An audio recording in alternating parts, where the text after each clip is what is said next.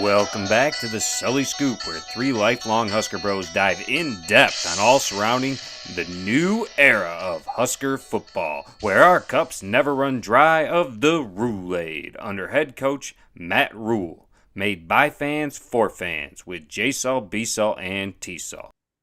We're back here on the Sully Scoop. That's your favorite Corn Husker podcast. And joining us, coming back this year and joining us, is an ex-Husker alum. Back in the 90s, probably wouldn't have been allowed because he transferred from the U to Nebraska, but we have an ex-Husker here, Paul. Thanks for joining us again this year, Paul. Hey guys, thanks for having me back to discuss some Big Ten football and Husker football. Yeah, thanks for coming back on, Paul. Thanks for coming back on. We're hoping for a little better year here. Unfortunately, only two of us see us as going as a better year, but we'll have to dive in and see what you got, dialed up here for the season for the Huskers. We know Paul is drinking the Roulade. If there's one thing I'll bet on, that's it right there. Oh yeah, I am definitely on the Roulade. So, I was definitely on the Frostade too. So Yeah, unfortunately. Were you on the sprinkle train though? But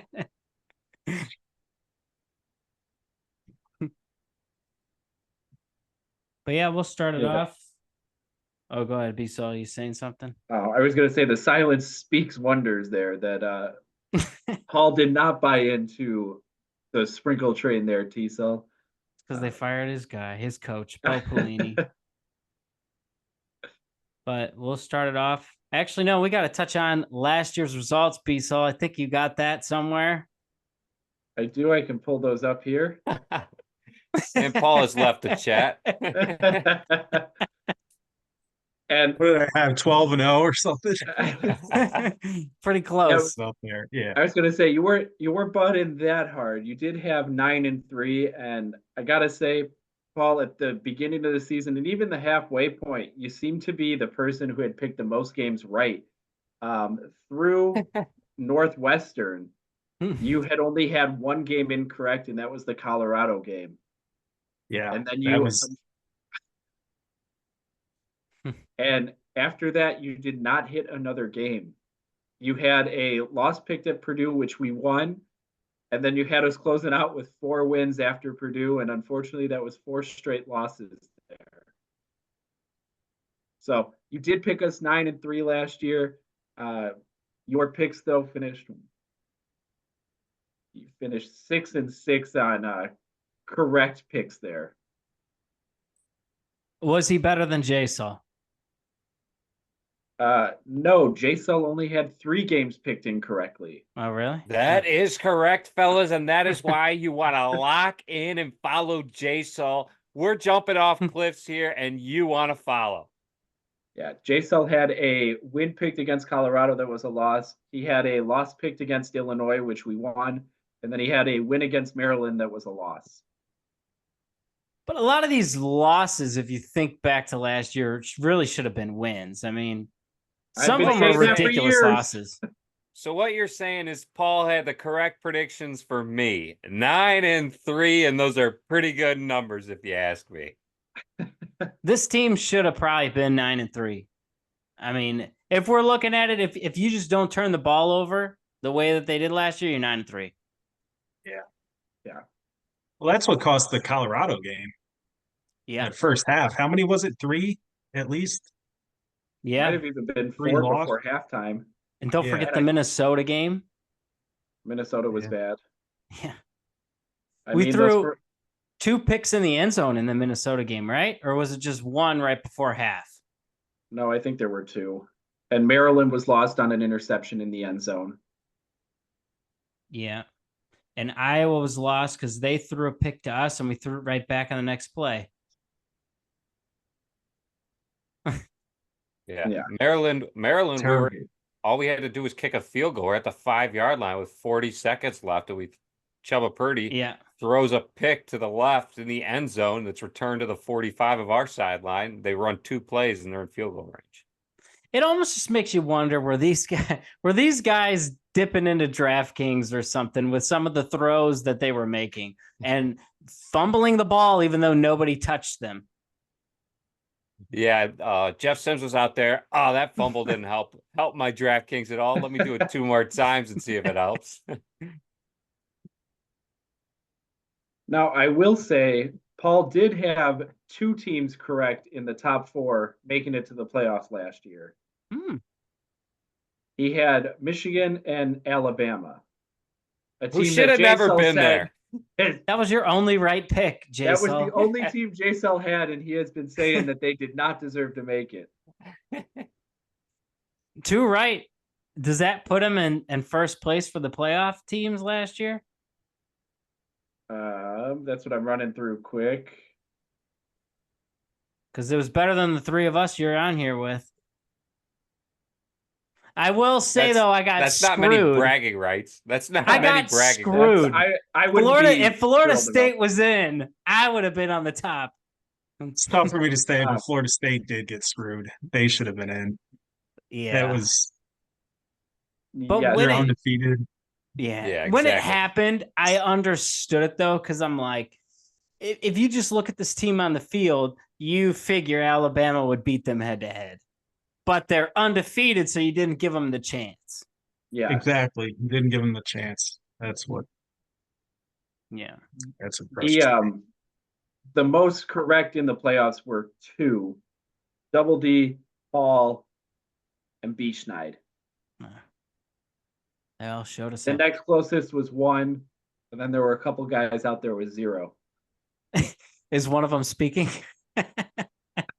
And by a couple, I'm going back through, and I think it's just me. Everybody else lucked out with that Alabama pick. Well, look, they've been in it almost every single year. How would you not pick them? I picked Georgia. I went the other SEC route, and I got screwed in the championship game. Paul would have been golden either way. He had both of them. Smart. And if Georgia was in the playoff, they probably win it too. Probably. Oh yeah. Which is hard to believe that they didn't make it either. I mean, they were undefeated the past 2.9 seasons. How do you not put them in? They play an extra game in the year, and you dock them on that. I mean, I don't think Texas or Alabama should have been in the playoff at that matter. I think Florida State and Georgia should have been in. Well, then, Jason, at that point, why even play the SEC championship game if you already wrote Alabama off? Now, it's interesting that he brings that up because, J-Cell, if that was the case, and those were the 2 teams that were in, you would have had 0 teams correct. Well, I'm not saying that before the season started. I'm saying that after. I think realistically last year, Georgia should have been the next man up in over Texas, but you can't leave Texas out because they beat Bama head to head, and Bama beat Georgia. So it's like, you're going down the line. But do you leave both of them out and include Florida State? Who else? That's what J-Sol wanted to do. And it's like, how do you leave out the SEC at this point? I didn't want to leave out. I thought Georgia should have been in over Alabama. Yeah. But I also think that they put Texas in just so they could make if they had to put Texas in if they were going to put Alabama in, because Texas beat Alabama head to head. Now, could they have gone in and put Alabama and Georgia? Yes, but I feel like there would have been an uprising in Texas because you're talking about one of the, blue bloods of college football, one of the teams that has been around, runs their own conference pretty much in the Big 12 at the time. How could you leave them out? They beat Alabama. So I think that's how Texas got in, was just beating Alabama. Yeah. I feel like if this playoff was the way it was 4 years ago, the SEC would have been left out. But it's just the nature of where everything's headed, and everyone's convinced it's 2 super conferences in the Big 10 and the SEC. You're not going to leave either one out of last year's playoff. Obviously, now we got the 12. Yeah, I would agree with that, T-Cell. But before Are you predicted no SEC teams this year, T-Cell? J-Cell, you already know who I'm running with. I think the SEC is going to lead everybody with the most teams in the playoff. Now, before we jump back to this upcoming season, I just want to get Paul's quick take on one of my favorite hot takes that T-Cell had last year. And I want to know, Paul, having known T for a while here, do you think this is the worst hot take he's ever had? He had Tulia Tagovailoa scheduled to be in New York for the Heisman ceremony last year. A Maryland quarterback. I thought it was outrageous at the time that he said it, and looking back a year later, I still think it was crazy. Yeah, that's asking a bit much. But yeah. But Paul, would you agree that he was the best quarterback in the Big Ten last season? No. No. I'll answer that with him. No. So I could name you probably 3 guys that were better. Name them. 3 guys? I don't think so. Are you naming Jeff McCarthy. Sims? No, it wouldn't be Jeff Sims. But you could have easily gone with McCarthy, McCord, and then McCord? Yeah, I probably would have taken Kyle McCord over him. You got to buy high on that Kyle McCord stock. And then I got to think about the QB for Penn State. He had a good year too. I'm drawing a blank on his name right now. Drew something with an A. But Aller? yeah, Right? it's something like that. Yeah. But I do gotta say, don't listen to this Kyle McCord pick, Paul. Beasel has Syracuse going on a tear this year. And just because Kyle McCord, so he's trying to uptalk his stock right now. But it's not really helping because we all know what Syracuse is. Hey, you got to buy high on the Kyle McCord trade, and that Syracuse schedule is very favorable for them. I feel like it's favorable for him every year. And so is Washington State. So you're going to want to look into that one and buy high on Washington State. But let's kick it over. We got Nebraska opening up against UTEP at home. We got a day game, 2:30, Paul. How you got this rolling for the boys and the new QB? Oh, it's an easy win. I think it's an easy win. I think they try and get Raiola going nice and slow, make it real comfortable, and just easy throws, and just get them confident and get them ready. Make sure everything's clicking for that next week at Colorado. That's what I think. I totally now, agree. Do we come out of this game with free runses under 10 points? We'll go with Paul's locking in the runzas. All you scoopers out there, keep your game tickets to the UTEP game. You're getting a runza. Dare he say steamroll? Opening up week 1, is it a steamroll? Absolutely. And Paul, I got a question for you. It was a good debate back and forth that me and Beasel had a couple weeks ago. At any point in this game, what is your point margin that you decide you pull Raiola because we're up by too much and you want to preserve him, or do you play him the entire game until the final 2 minutes, no matter what? I think I think he plays the entire first half. Yeah. Like say it's a blowout, right? Yeah. The Huskers are up by at least 35 going into halftime. I still think they leave him in for at least another series to start the half, maybe through the third quarter. And then I think he gets pulled. But Totally that's agree. also asking a lot, right? It's given a 35-point lead, you never know with a true freshman quarterback, big sold out stadium. So, Yeah. You don't know. You never know. But you never know. But if it is a blowout, I think he plays through at least the third quarter. So Paul says it's got to be a 5-touchdown margin there to pull Raiola. Have you, Yes. Bisa, I got to ask you, have you watched this Husker team the last 5 or 6 years? Every lead we blow. It doesn't matter how much we're up by, we lose. Why would you pull this guy? I understand that, T-Cell, but again, it's a long season, and this is the first time in, what did we say, J-Cell? Is it 5 years that we're not opening up against a Power 5 6 team? years. 6 years. And it could be I think this could be the first time in 7 years that we have a win at the first game of the year. And that's my point. I think I agree with Paul. I think, going into halftime, he definitely plays the whole first half.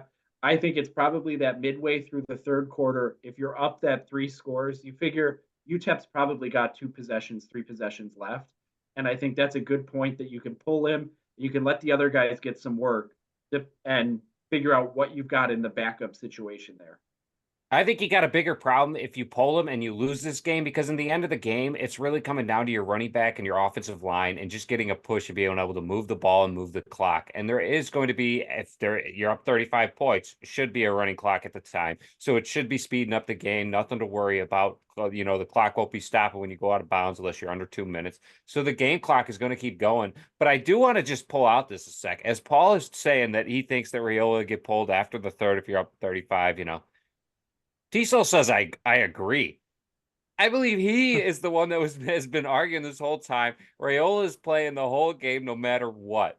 And What? I just think that's idiocracy right there. There's no way you keep the kid in. We saw it happen to Adrian Martinez. He got injured in the second game of the year against Colorado in a game that, really changed the trajectory of Scott Frost's whole era in Nebraska. I mean, it changed what Adrian Martinez today in the UFL looks like Adrian Martinez of his first season at Nebraska as a freshman through the second game. 2 games in. The reason why I said I agree is because Paul is now saying we're up by 5 touchdowns. 5 touchdowns is pretty much insurmountable at this point. But he said Raiola plays all the way through the end of the third quarter. And we're up by 5 touchdowns at half.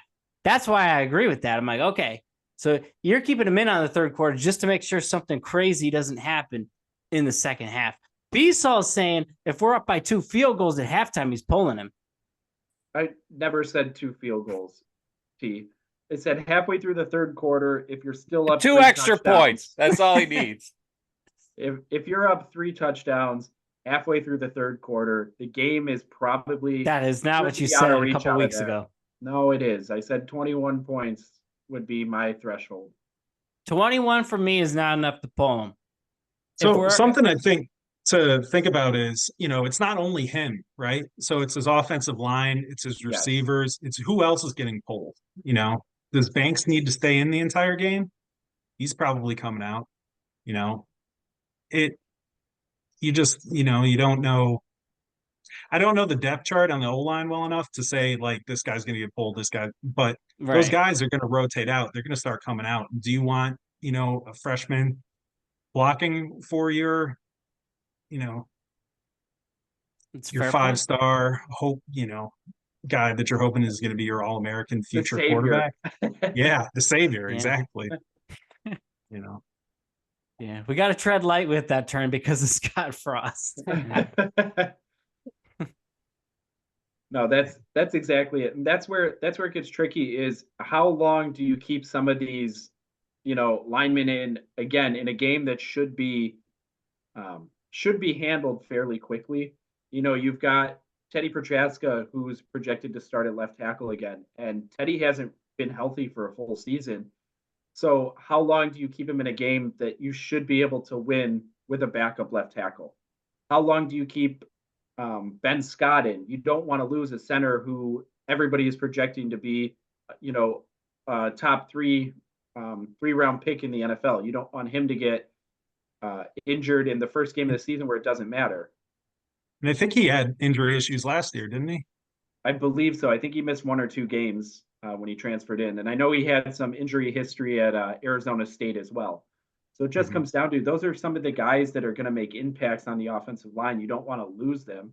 And at the same time, we know what this offensive line is capable of in terms of missing a block and letting your quarterback get rocked. I mean, you've still got Bryce Benhart's coming back. Benhart's very capable of false start and then getting in his head and missing the next block. Turner Corcoran is famous for standing there and letting a guy run across his face.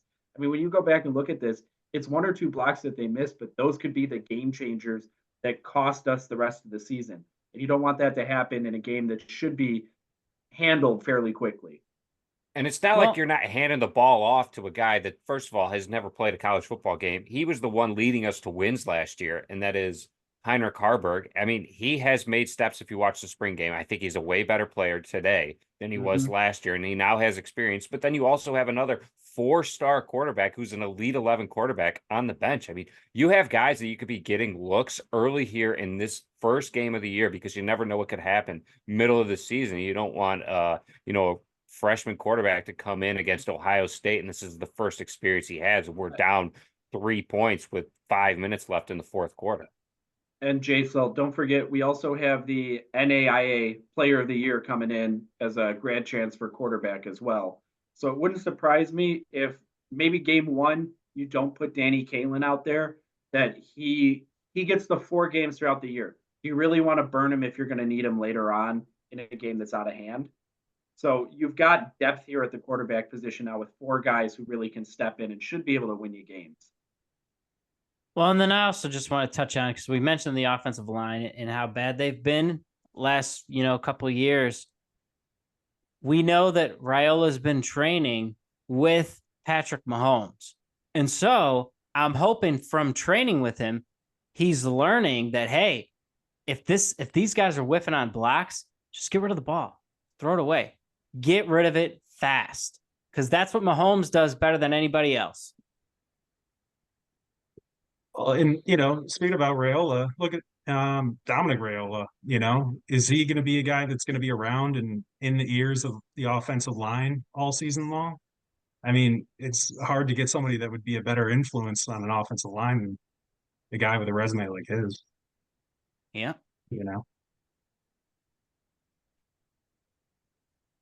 No, absolutely. So let's fast track here. Raiola plays 3 quarters, gets out of the game. Huskers handle it very easily the rest of the way. Next week, night game, Colorado comes to town. Any hesitations about another steamroll here, Paul? So I think it's going to be a better game this year than last year. I don't know that it could be worse. Turn the ball over that many times. I thought the defense played pretty well, even though the score got out of hand in the mid to late third, fourth quarter. I can't remember exactly when floodgates opened, but the defense did hold in for a majority of that game. And I think the Huskers have a pretty good D line. I think that's going to still cause problems. I'm not convinced that Colorado is going to have a good offensive line again, especially with how they're just thrown under the bus. We'll see. I think Colorado got a big O-line recruit. But again, he's going to be a freshman in his second game, right? If I'm remembering right. I think that would be the key to victory against Colorado is going to be D-line play. But we'll see. That's what I thought last year too. So I don't know. Yeah, Well, and I think last year they held up pretty well. It was just the turnover, especially in the red zone, turning the ball over within your own 10-yard line. And then when Colorado goes up by, I believe, a touchdown going into half. I mean, it's hard to then come back there in the second half, especially when your defense has now been on the field more than their offense. And then you turn the ball over. And that had been the story all last year was time of possession. Yep. Yeah. And then you also wonder too, because then your defense is on the field so often. You're playing in Denver, and now you get winded twice as fast, and it's also the beginning of the season. I think it all played in, and so I just want to say with Colorado coming to town, like this is going to be a hostile environment. Like you said, big time recruits, all new team, whole bunch of transfers.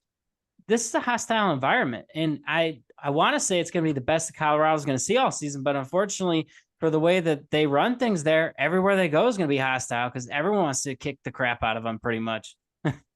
Absolutely. And I do want to just cut him off right there real quick. He speaks for himself on this one. We don't believe that they are in Denver. We thought they were in Boulder, not knowing how far Same apart that difference, is, dude. but I think it's it's not that far.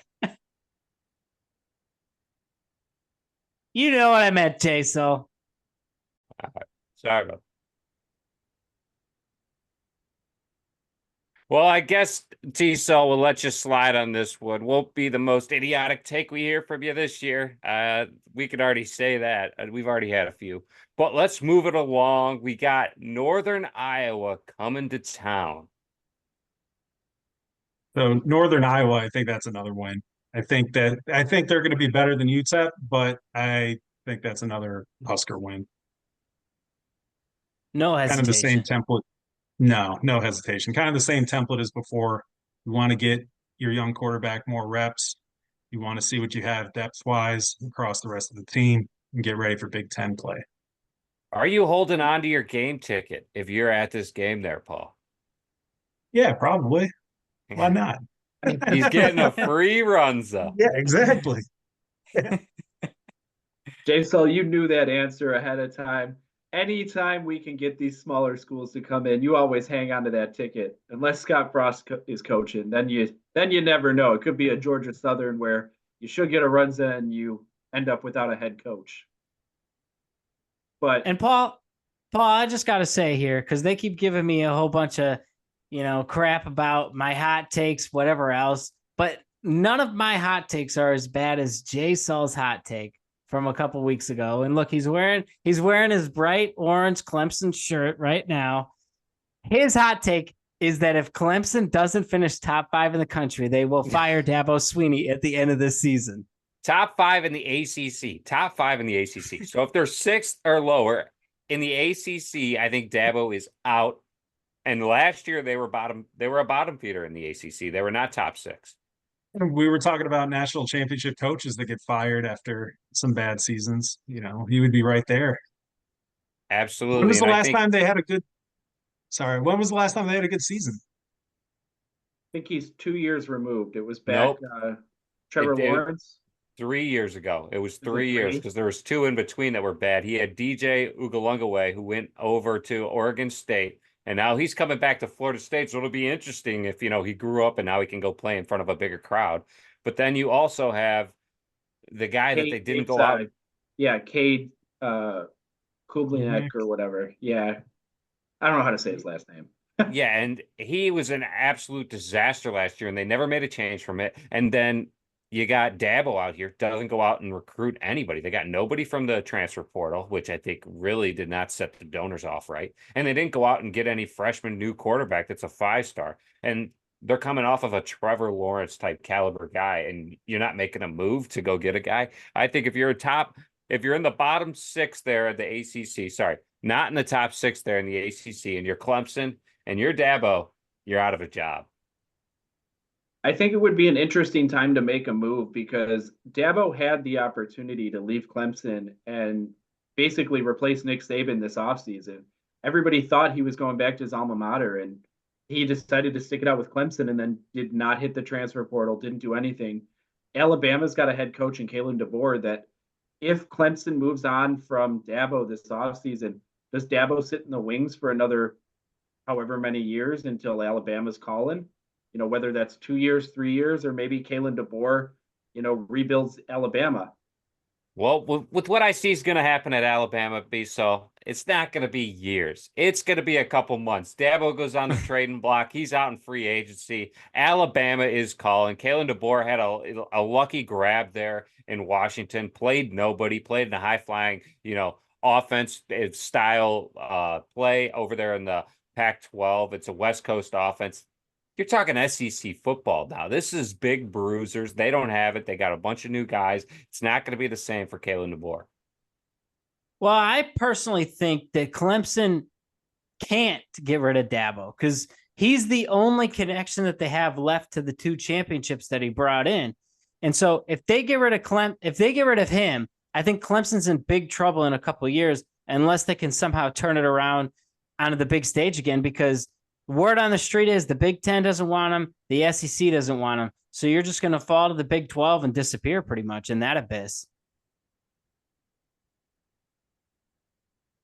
Meanwhile, I can't remember what it is, but they don't have that one credit that the Big Ten wants, and Florida State's working on getting it. Clemson apparently isn't even looking at that. And Miami has it. North Carolina has it. Duke has it. So there's other teams in the ACC that Big Ten be interested in, and Clemson isn't one of them. even though they'd probably bring in more money than most of those guys.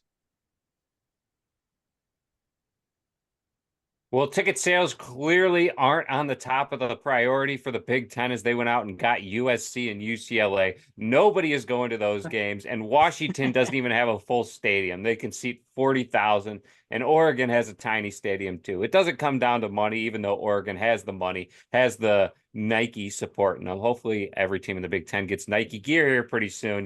Just maybe that was in the wings of what they're working on. But I don't really think it's coming down to money in the Big Ten. They're just trying to stretch across the land, and they want to keep their academics high, and Clemson is not reaching out to get those. And they really came out and said that they want to join the SEC, who doesn't even want them. Because they got South Carolina. South Carolina told them, heck no, we don't want Clemson. And see, I think the hard part, too, is I feel like, as Dabo said in that radio show last year, a lot of these Clemson fans have been spoiled by what he brought to them. You had a run of 6 years in a row. You were in the college football playoffs. 4 of those 6 years, you were in the championship game, and you won 2 of them. Yeah, they've had a couple bad years after losing Trevor Lawrence, but you really pull the plug on a guy who is 3 years away, 3 years removed from being in the playoff, especially now with the playoff expanding. And Clemson is in the ACC, which, let's be realistic here, is not a powerhouse conference. That it's a conference that if he gets a couple good players in the mix again, he should be able to run out and win here. And I think he has to adapt the way he recruits. I do think it's a little idiotic that he did not hit the transfer portal at all this year. And so I think he's got to adapt the way he recruits to get into there and bring in some, players to replace kids that he loses when they're upset that they're not playing. It's not just that he was not getting guys from the transfer portal. He was very anti-transfer portal. Yeah. And, he was that guy. So it's, he's kind of put himself into a corner where he either has to go back on what he was saying or he has to double down. And I mean, it's just not going to work. I don't think it'll work. So, yeah. So it sounds like he didn't think that hot take was so idiotic there, T-Sully. You might want to retract your statement there and go look at some of your hot takes that are kind of idiotic. But top 5 in the country is very different from top 5 in the ACC. Well, I do need to say that. It's a big difference. Well, T-Sul's putting a little spin on it. I'm saying in the ACC, not in the top 5 in the ACC. No, J-Sul, you said, hold on. J-Sul said when he gets fired. He said at the end of the season, Dabo is going to be fired. He's like, when he doesn't get there. And now he's saying, well, if he is. So if he finishes 4th in the ACC and they don't fire him, he's going to be like, well, I wasn't wrong. Even though you guaranteed that he's getting fired because of this. No, you said yes, because of this. It. Yes, because of it, he would be getting fired. But if he finishes 2nd in the ACC, you were wrong. But that's, again, I think, and to Paul's point, where championship coaches get fired for less these days, I still struggle with the fact that a program would pull the plug. The college football playoff started in 2014. There is only one team that has been to the college football playoffs more than Clemson, and that's Alabama, who had Nick Saban, arguably one of the top 5 greatest coaches of all times in college football. So Dabo has been there the second most amount of times, and he's missed the last 3. I mean, that's outrageous to me that he's been there. It's been 9 years, and he's been there, or what are we at? 10 years now. 10 years, he's been there 6 of them. 60% of the time, he's got you in the college football playoffs. Do you know how many times Urban Meyer would have been there if Ohio State would have held on to him? 10 out of 10, and that's why Nebraska should have grabbed him real quick. Urban Meyer turns the place around pretty dang quick. But J-Sul, when did Urban Meyer step down from Ohio State? Can you remind me of that? Doesn't matter. Ryan Days never won a championship. No, it does matter. I'll pull it up for you. You can continue, and we'll circle back to this.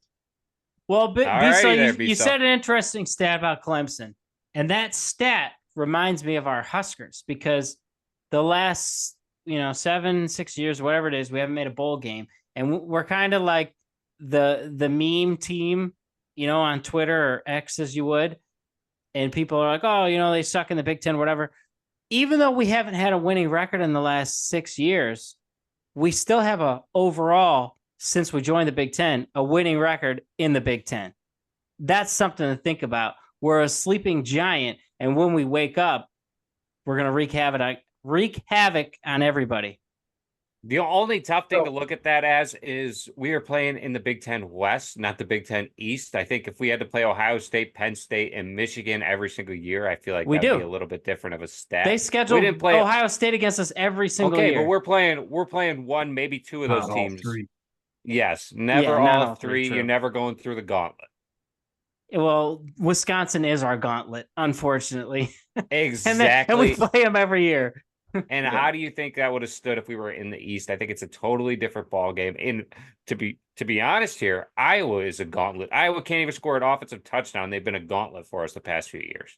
Now, Jason, before we break down again into the Big Ten, I just want to circle back here quick because you made quite the take here.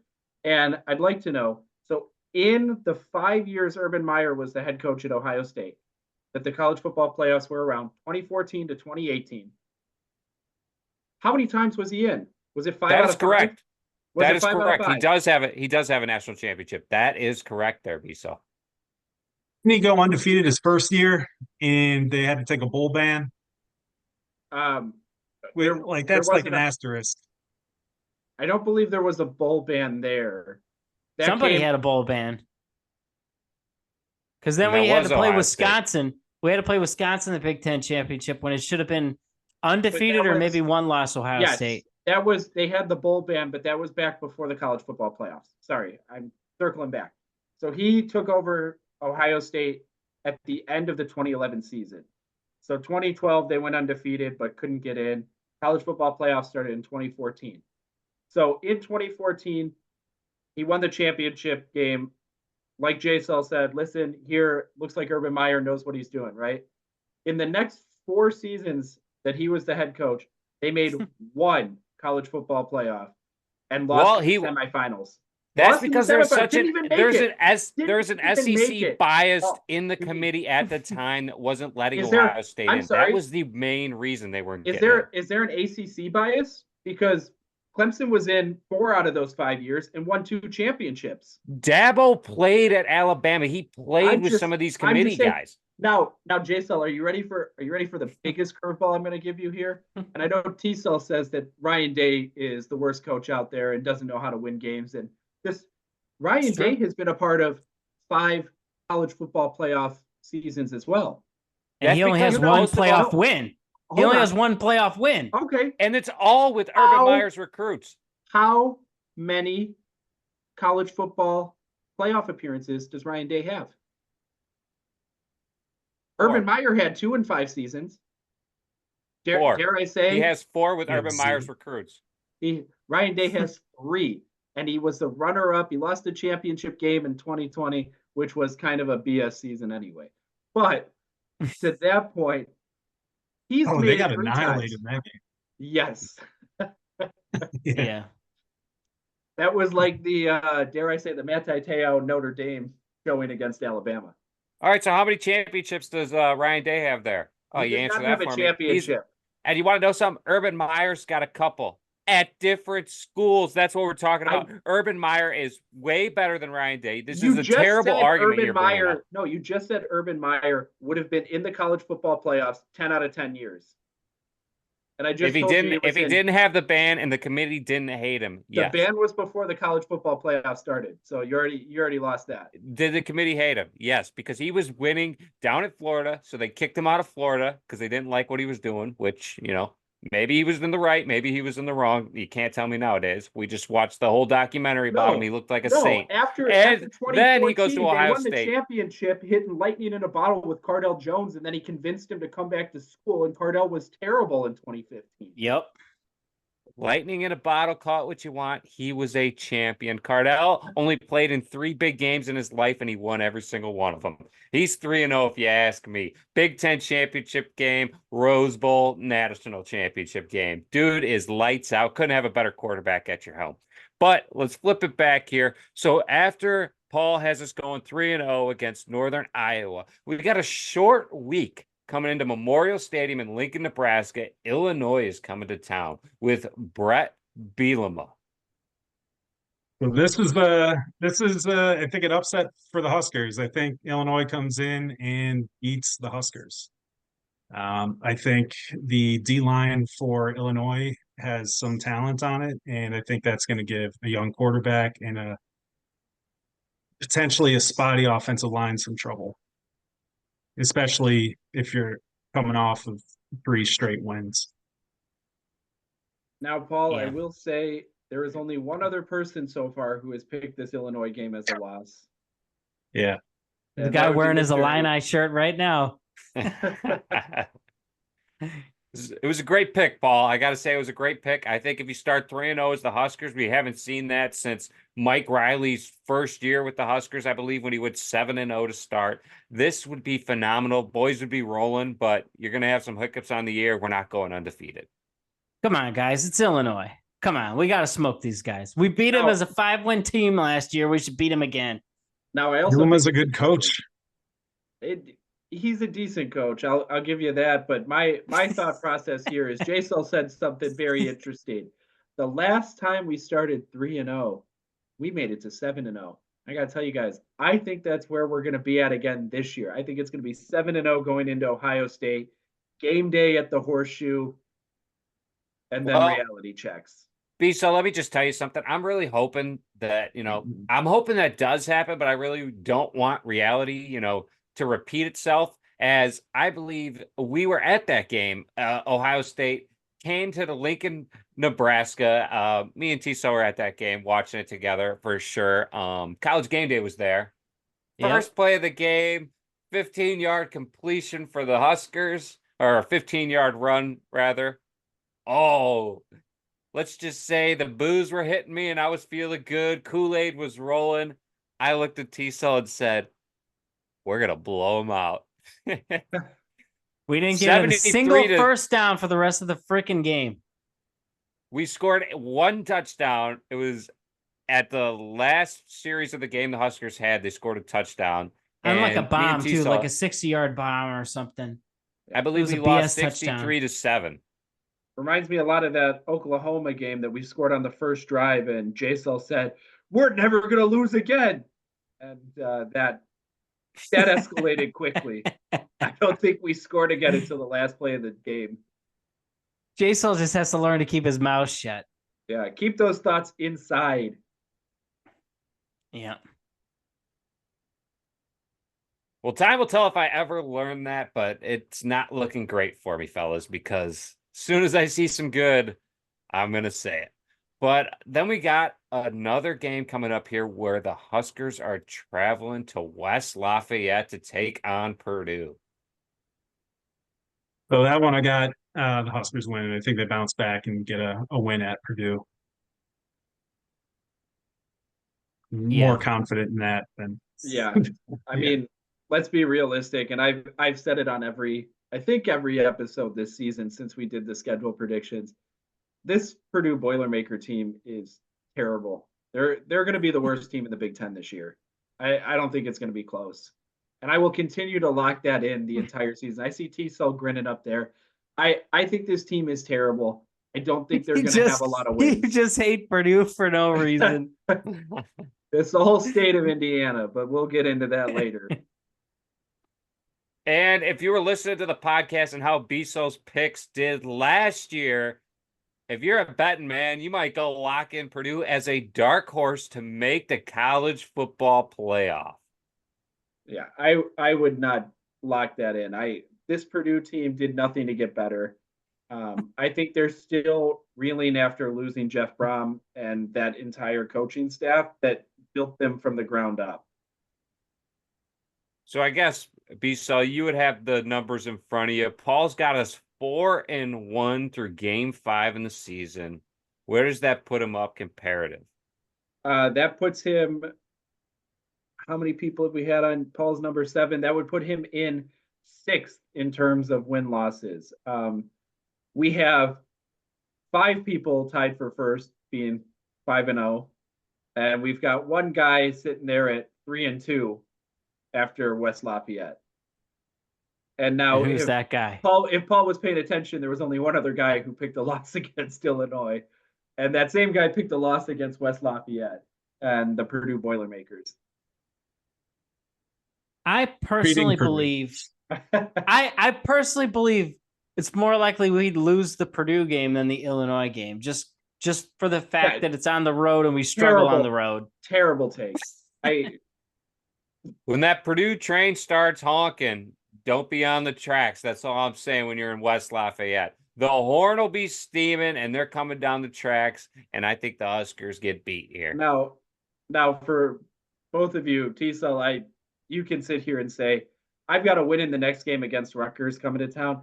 I would tell you, we're more likely to get upset by Rutgers than we are. I agree. Than we are Purdue. I don't think I agree with that. Well, you just said you're more likely to get upset by Purdue than Illinois, and I would say and Rutgers Illinois is a little bit better than Purdue. Illinois is better than Purdue. Rutgers is better than Purdue. We know how you have them ranked. I told you the team that I think is the dumpster fire is Minnesota. I think, they're going to be wishing they fired their coach. Yeah, well, you just don't like PJ Fleck for whatever reason. Yeah, and I think there's a lot worse teams than that. But you did bring up a good point here, B-So. Homecoming, Rutgers coming to town there, Paul. How are you feeling?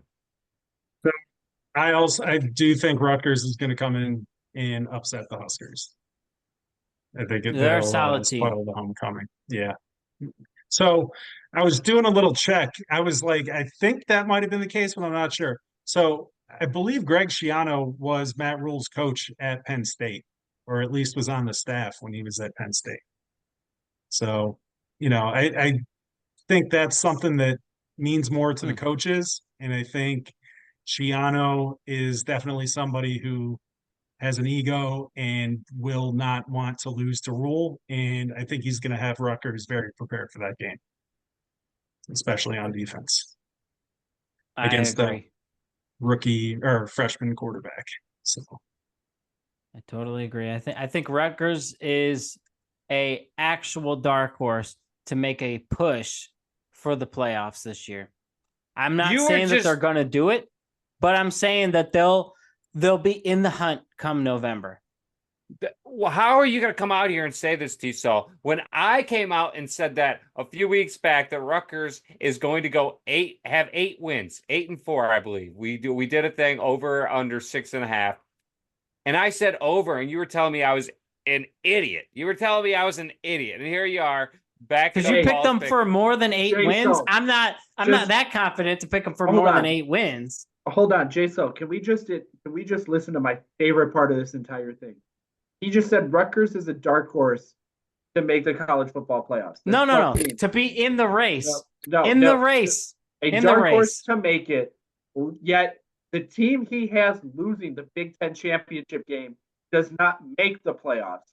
So how can a Rutgers team be a dark horse and make it if your runner-up for the Big Ten does not? B-Salt, it's all in the details, and we'll get on that as we get closer to Paul's pick for the Big Ten championship. All about whose palms are greased. Yes, but I just want to let it sit in that I think I said Rutgers would have more than 6 wins. T-Salt was telling me I was completely wrong. He said Rutgers would not have 6 wins. Rutgers is a dumpster fire. I believe. I didn't say that. 6 wins? No, you said they're guaranteed to have more than 8 wins because of their schedule, and I said I'm not that confident. It's still Rutgers at the end of the day, but they have a solid defense. All right. Well, we're just going to have to go back to the tape because that is completely wrong. So Paul has 4.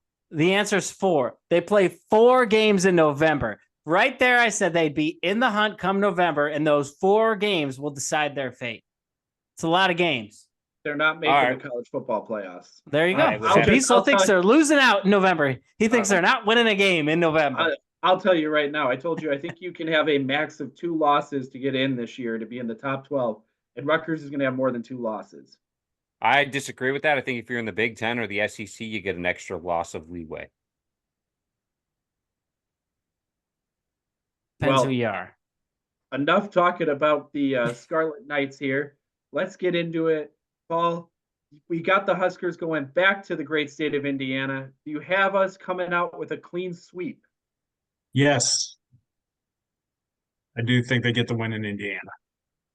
Arguably going to be the worst team in the Big Ten this year is what I have predicted is Indiana in the dumpster fire in Bloomington. Now it's funny, J-Cell, because he seems to think that's a team that can upset a 6-0 Husker team. Because But we'll get into that after the next pick here. Paul, okay. the Huskers So- go on. At this point, you've got them 5-2, taking on Ohio State in the Horseshoe. How do you see that game going? I think that's a loss. I think that's a huge mountain to climb. I don't think the Huskers are ready for it. Now, I would agree with you, and most common sense people would agree with you. However, T-Cell seems to think that after getting upset by Indiana, the Huskers can rebound and go in and upset Ohio State. And I don't see how you can get a group of guys who would be upset by a less talented team to band together and say, we're better than this, and go in and then upset a team that arguably will be in the college football playoffs.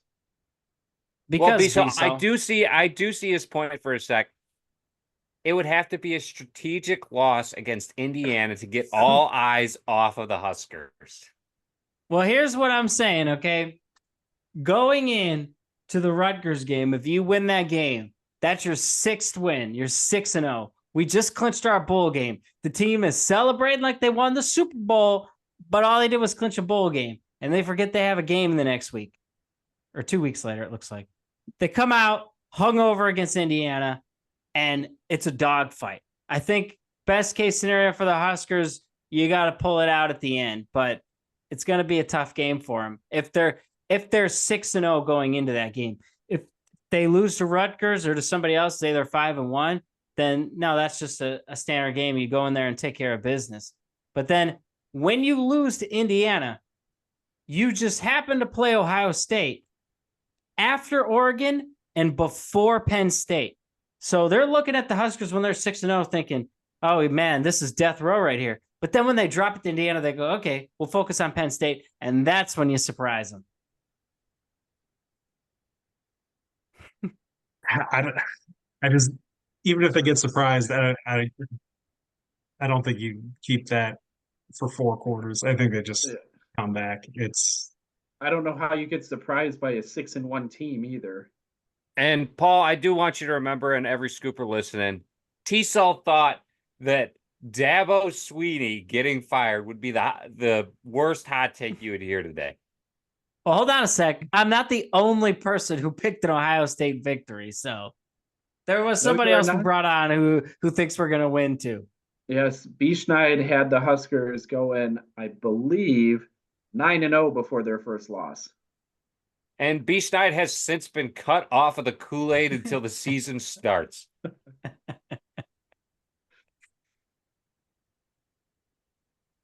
So after loss at the Horseshoe against Ohio State, UCLA comes to town. Paul, how do you see that game? The first Pac-12 team we will be taking on. Yeah, I have a win against UCLA. I think, I think they come in. I don't think they're ready for the physicality of Nebraska, and I think that's a problem for UCLA. I would probably agree. beaten up. Sorry, they're probably beaten up from a Big Ten schedule too by this point. Yes, I think UCLA's in for a rude awakening, and I also think UCLA is probably the worst, maybe not the worst off Pac-12 team anymore after everything got stripped away from Washington. But I definitely think they're hurting. I mean, you lost your head coach in Chip Kelly, who decided it wasn't worth bringing a UCLA team to the Big Ten and went on to be Ohio State's offensive coordinator. Took a demotion to go to a bigger school. I don't think UCLA is primed for a good season this year. And I think it's going to be very apparent after they probably stumble out of the gates in their Big Ten schedule. Well, I'm looking at their schedule right now, and actually, the Big Ten did kind of screw them over in their schedule because they play Rutgers on the road October 19th. Then it looks like they have a bye week, and then they play at Nebraska. So right there, that's a lot of travel. You're going East Coast, West Coast, and then to Nebraska. I think that's tough on the team. Yeah, well, apparently it wasn't too tough, T-Cell, as you picked UCLA to come in and upset the Huskers after they miraculously upset Ohio State. So we're still struggling on your logic there, but we'll go. So that's because when you beat Ohio State, once again, you're celebrating like you won the Super Bowl, and you forget that you got to play a game the next week. UCLA has also done it before. I think in 2013. Yeah, see, they came out. Yeah. What do you got to say to that, Biso? Different team. I think that UCLA team was a little more talented, and they had Brett Hundley at quarterback, and I got to think of the little speedster running back they had out of the backfield as well. I'm drawing a blank on his name, but that kid could fly. That was when UCLA was trying to mimic what Oregon had done with LaMichael James, and they had, I want to say it was like Jonathan Franklin or something like that out of the backfield. But that kid could fly, and he was their punt returner, kick returner, and starting running back. And I swear he was like up and down the field in Memorial Stadium. Paul, I think the Huskers won the last game against UCLA. Was that in like 2016, 15? Are you talking about the bowl game? Yeah, in the bowl game. I think that was 15. Yeah, we were a 5-win squad and beat them. Yeah, that's right. Yeah. I think that was the last bowl game the Huskers have been to. No, our last bowl game, we played against Tennessee and got destroyed. Oh, in the Music City Bowl. Yeah. Well, enough reminiscing about enough reminiscing about Josh Dobbs there, J-Cell. Let's get back to Nebraska, now on the road to USC. Wait, hold on a sec. Paul, when you were on the squad, who did we play out of conference again? It was Miami. Miami. Yeah, that was. And we played USC in a bowl game. Yep. And got screwed in that game. But actually, that was a really good game. And I think I saw you guys out there, too. Yeah, you did. Yeah. Yeah. Yeah, and that's when Bo Pelini wasn't the coach. He had Cotton. Oh, that's right. He filled in. Yeah. That's right. They promoted Jamrog to a coach. That was that's when you came back from the trip and you just you came like walking in with like a 60-inch TV or something. You were like, got it for the Super Bowl. That was when Bo famously said, "You can kiss my ass out the door." They did. They put Barney Cotton in charge, and got screwed in San Diego against USC. So, I do think that Huskers lose to USC at USC. I think coming off the UCLA win, there's a high there, but I think it's. I think playing at USC is just going to be too much for the Huskers. Now, T-Cell, Paul does have the same logic you have. He had us getting bowl eligible against UCLA and then losing the next week. So he also thinks the players are going to be celebrating like that was their Super Bowl. They got to be. It's a big thing at this point. It shouldn't be, but it is.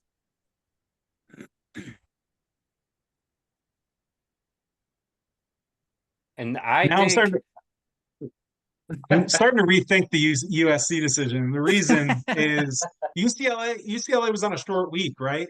I don't think I realized that. So you have a little bit longer of a rest, some more time to prepare. So that hangover may not be as apparent. Yeah, and USC, they're more of a front-running team, late in the season after getting beaten up by Big Ten teams all year.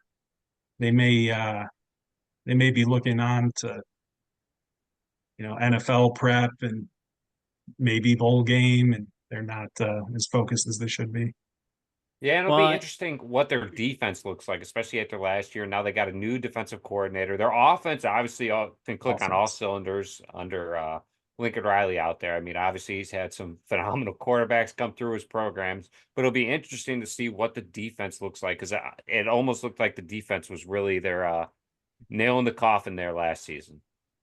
Well, and Paul, I mean, for your point, I just want to add on the fact that you say that UCL or USC usually fades at the end of the season. I just want to read you their marquee matchups this season, because they got to have one of the toughest schedules in all the country. And they did it to themselves. Whoever their AD is should be fired at this point, because they decided to schedule Notre Dame and LSU outside of the conference. When you're in a new conference for the first season, it just doesn't make any sense. So you got Notre Dame, LSU, Michigan, Wisconsin, Penn State, Washington, and Nebraska. I mean, that's brutal. I'm looking at the Pro Football Focus strength of schedule ratings, and they're number 1. USC, Florida, UCLA, Michigan, Texas. Yep. So, Did it to themselves.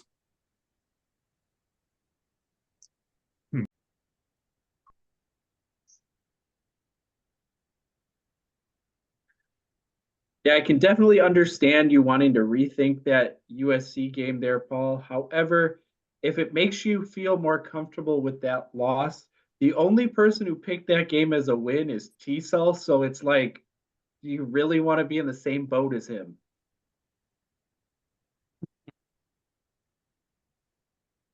Think you do. I don't know anyone that does, but this brings us to the following week of Wisconsin coming to Memorial Stadium in Lincoln, Nebraska. T-Cell himself would argue that this is the biggest game of the year every year. Well, not this year. Colorado's the biggest game. I'm sorry, but the way those guys disrespected us last year, we gotta beat them down. yeah, it's Wisconsin's always tough. So I don't know what to think. And Wisconsin's quarterback is Tyler Van Dyke, who I think he started for 3 years at Miami, and he was absolutely all over the place. And I don't think he's the deep coordinator. I think he's the linebacker coach, is Mark D'Onofrio, and he was our defensive coordinator for 2 years. And I played on the scout team, so I was dealing with that guy every day. And I got more on him too. Really everything. It's just such a question mark to me to see how Tyler Van Dyke does with Wisconsin. There's huge variance to this game, and it's really, to me, it's all based on Van Dyke. So if Van Dyke plays real well, he's a big, strong quarterback with a big arm, and he can run well. If he plays well, I think Wisconsin wins. If he plays poorly, turns the ball over, only does short passes, doesn't throw it downfield, I think the Huskers just swarm them, and I think it's an easy win. And random fun fact, right? If you look at the roster, there's a D'Onofrio on the Husker roster. I think he's a safety. That's actually Mark D'Onofrio, I think the linebackers coach for Wisconsin's son. So just a little fun fact there. Well, now it's making me think I got to go back and change this to a win, because the boys aren't going to let a kid get embarrassed by his dad. They're going to come out ready to play. Exactly. Well, your analysis of Van Dyke, it reminds me a lot of what we heard about Jeff Sims last year. So we can only hope that he plays like Jeff Sims for Wisconsin. Yeah, I mean, I don't know that he'll fumble away quite to the Sims was pretty rough, but we'll see. It's what was just so strange with Van Dyke would be like he would throw for like 400 yards against Texas A&M and then lose to Middle Tennessee State, and it's like, what's going on? Well, let me give you a little flashback. I don't think it takes much at Wisconsin quarterbacks to beat Nebraska in the past, handful of years. You can even go like 6 or 7. They had Alex Hornibrook, a lefty, who didn't even look like he knew how to throw a football out there, and he beat us 3 times. Jay Sullivan, That's all you got to be able to do. That's exactly it, Paul. I think Hornibrook completed, a total of 8 attempted passes against the Huskers in 3 games, and still won 3 of them. Well, it's because our quarterback play hasn't been great too. So you just factor both of those together. I mean, last year, both of our quarterbacks in the Wisconsin-Nebraska game played horrible. And the first quarter, Purdy looked like an all-star. We're talking about a quarterback in Hornibrook who didn't know how to throw the ball. Wisconsin's just controlling the line of scrimmage between the offense and defense. You think that Mordecai was a good quarterback for Wisconsin? No, I don't think he was a good quarterback. What I'm saying is, what about Graham Mertz? Do you think Graham Mertz was a good quarterback for Wisconsin? This has come down to, in the past, the defensive line versus Wisconsin's O-line. And I would like to think this is the first year in a while I think our front 7 matches up very nicely against Wisconsin's front 7. I would tell you, I don't think there's very many teams in the entire country that match up well with our defensive line this season. And a couple of them may be in the Big Ten. You may be able to throw Michigan out there, or Ohio State or Penn State, sure. And Michigan lost a lot of their starting offensive line. I believe Wisconsin brought back 3 starters. Ohio State, I think, was at 3 returning, and Penn State might have 4 offensive line starters returning. That those would be the top tier offensive line. But this Nebraska defense has so many guys that can be impact players that can switch in and keep the guys fresh and the legs under them. You've got Nash, you've got Ty Robinson. Both of those guys, maybe by the 4th quarter this year, they're not gassed because you've been able to switch them out. You've been able to bring in a Lenhart. You've been able to bring in a Princewell. You've been able to bring in, MJ Sherman and kind of switch around that way. Or Sherman's gone. No, Sherman's there. It's Borders who's gone. Yeah, the chief left. Yeah. But I think they've got enough depth there that you can continue to keep the legs fresh throughout the games. And by the time you play Wisconsin, week 11, your defensive line isn't gassed. Yeah. And I think it's going to be more likely that they're just going to gas the offensive line this year. I mean, when you factor in Nash and just how much of a freak he is in the middle, and you have to double team this guy minimum, and then you toss in Ty Robinson, and there's pictures of him in practice and stuff. I mean, dude, he's a grown ass man now. I mean, he was big the last few seasons, but this year, way bigger, way stronger. So you want to wipe the drool off your face there a little?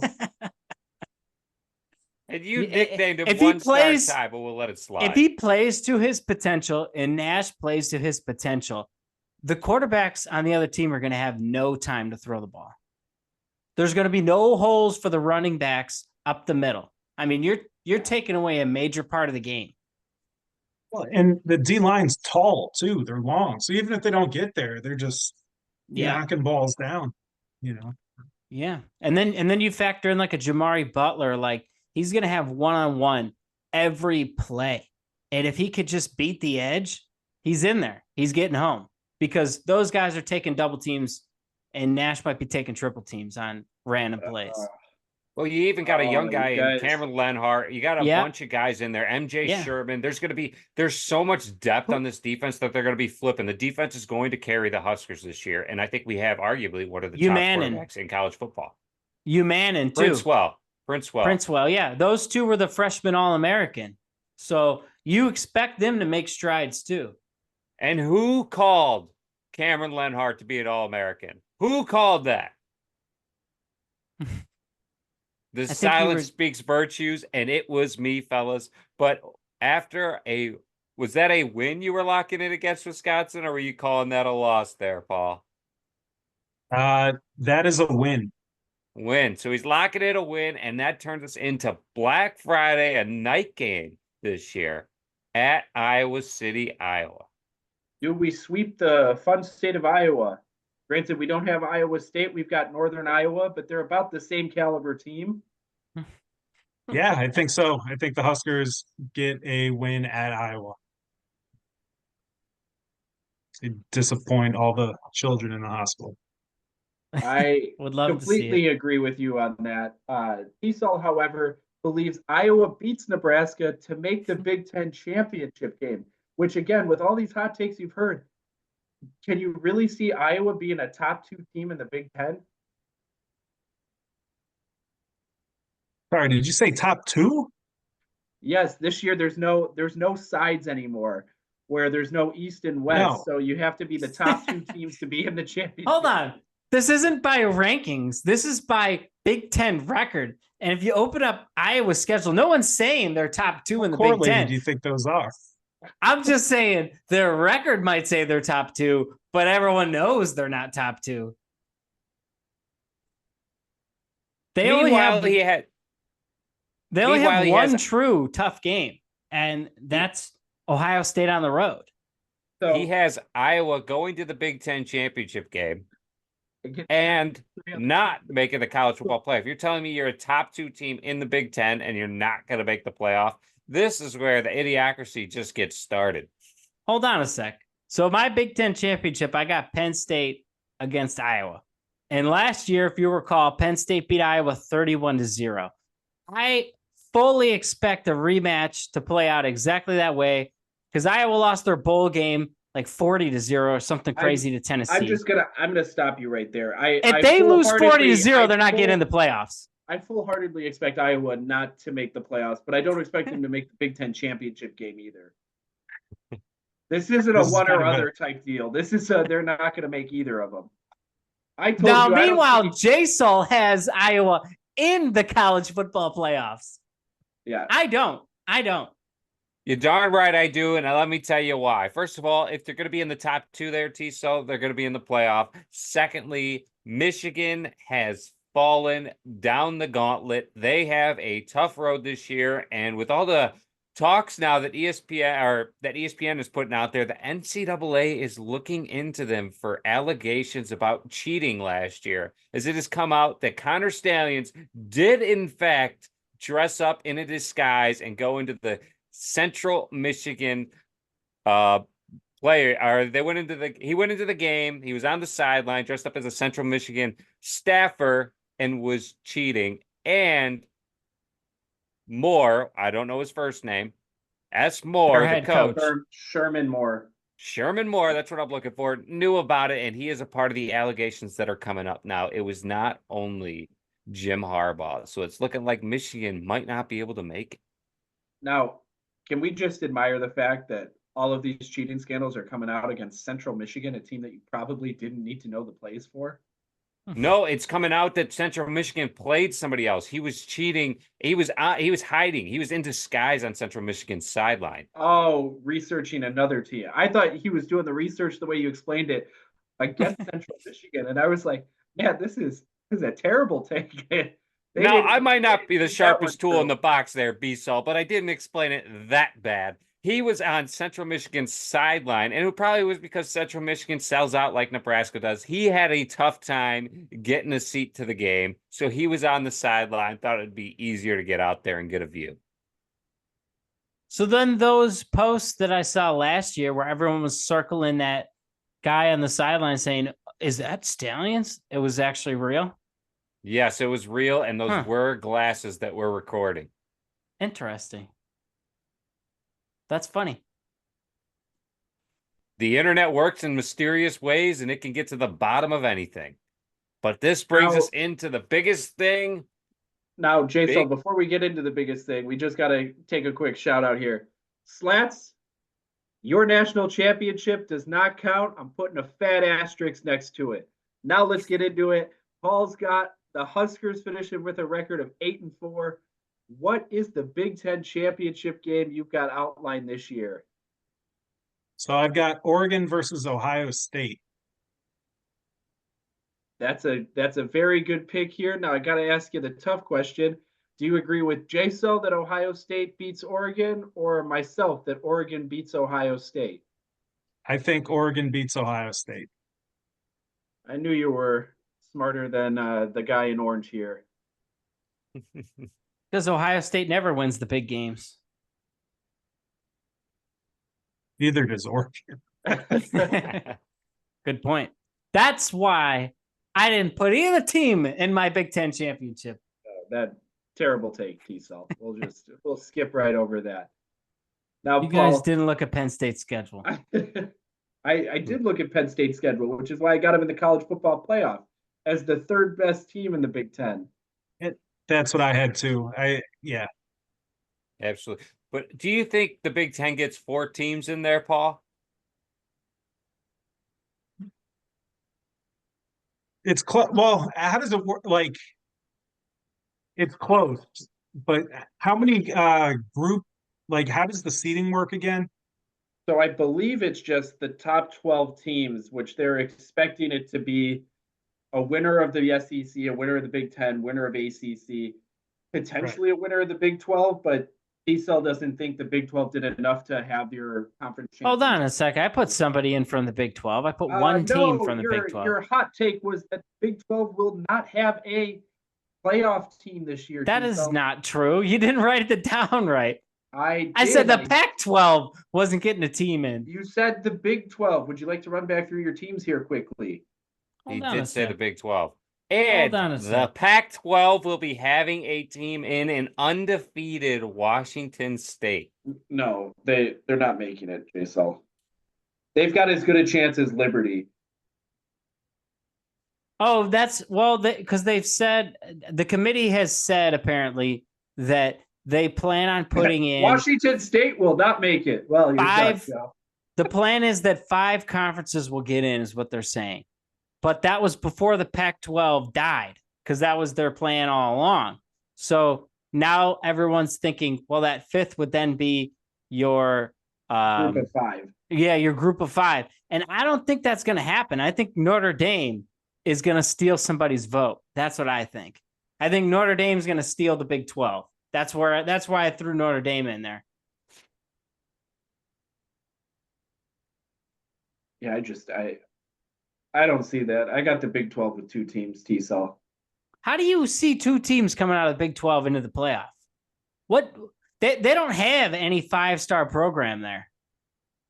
They got 2 teams that are going to finish with less than 2 losses.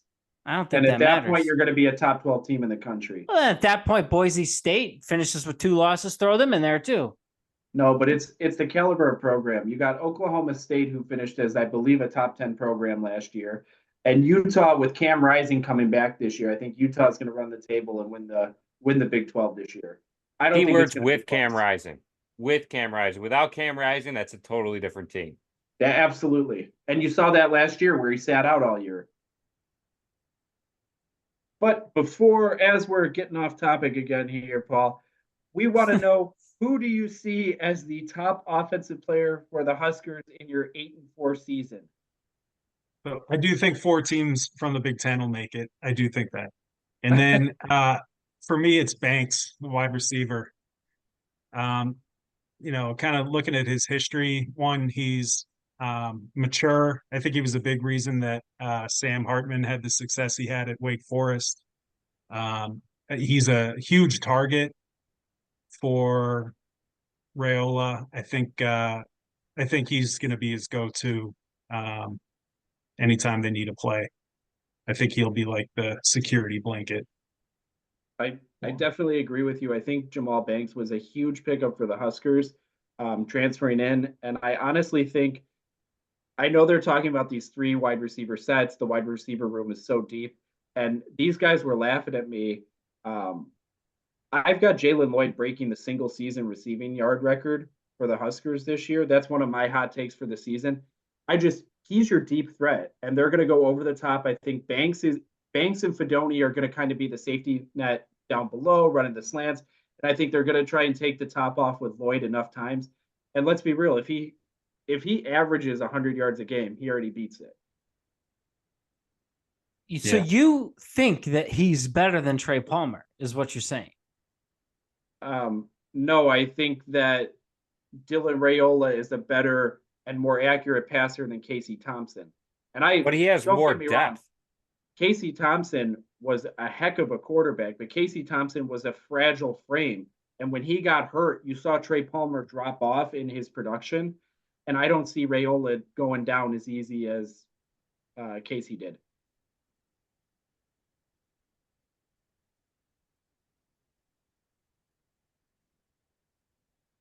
And that brings us to the top defensive player you have for this year, Paul. So for me, it's going to be Nash Hutmacher again. You know, so I thought he was very dominant. I was really looking forward to watching him play last year, and then he was everything that I was hoping he would be as a nose tackle. And then he went on to wrestle this offseason, if y'all were aware of that. And he did very well. He was one of the top guys in the country in high school, and he found his way back to the mat. And with that, he lost like 40 pounds. So earlier we were talking about conditioning and how that's going to be for defensive linemen, you know, later in the games. And that should help his, you know, shedding some of that weight should help his cardio and his ability to have stamina throughout the games. But on the other end of it, 40 pounds is a lot to lose. I'm sure he gained some of it back. He probably gained at least 20 of it back. But, you know, I'm just wondering how that weight change will change his game. Something else that he did was whenever I would look at the Pro Football Focus ratings or for him, they weren't always as good as what I thought I was watching. You know, it could also be rose-colored glasses because I'm rooting for him because he was a wrestler.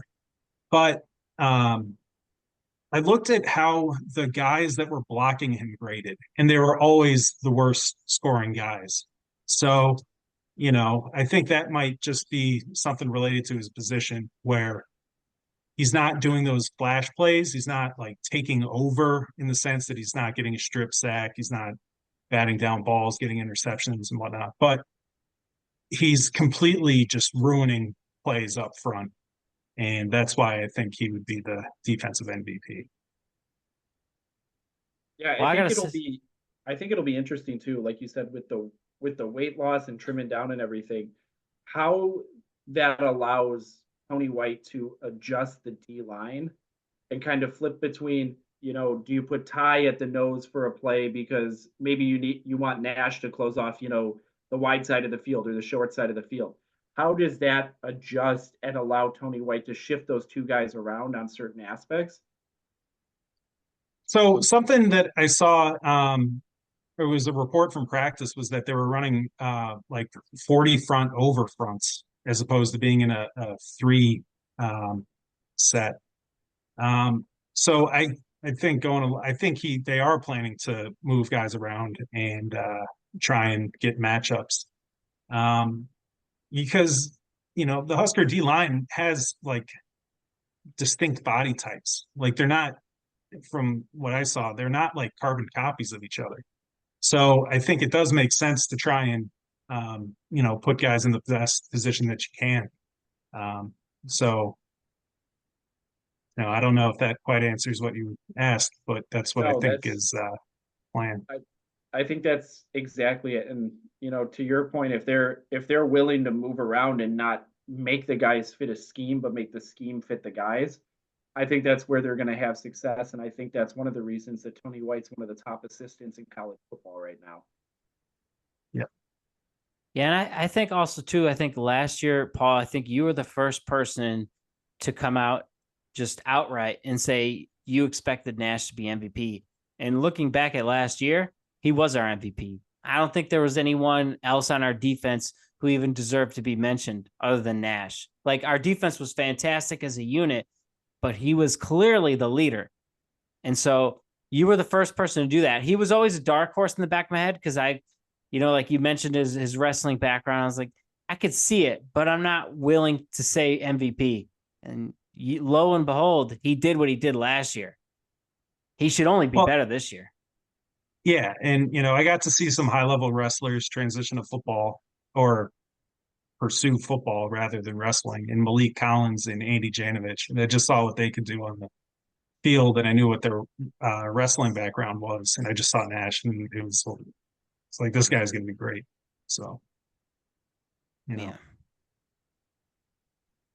and then kind of extending last year, I also said Ty Robinson, and I'd like to see him play smarter at times. I thought he was doing stuff that just wasn't productive football, and I don't think he's athletic enough to just, to where it doesn't matter. Like it does matter because he's not. He needs to play more consistently. But Yeah. the two of them, I think, they need to be a problem in every game, and if they can be, Huskers are in every game. And what I think is interesting is that the Huskers have such an older squad, especially on defense, that it's a lot of seniors and juniors, a lot of upperclassmen. It's going to be a lot of discipline, especially the second year through with this, Tony White's defense, which was very impressive after the first year. And I think, too, getting Buford back this year to just have a guy back at the safety who knows what he's doing, calling the defense from the back end is going to help the defense stay put together, especially after losing Newsome, who was like a 3-year starter, I want to say. That hurts. We didn't really fully find the opposite starter last year of Newsome. So, like, just having Buford back is going to be a big help for the defense, too.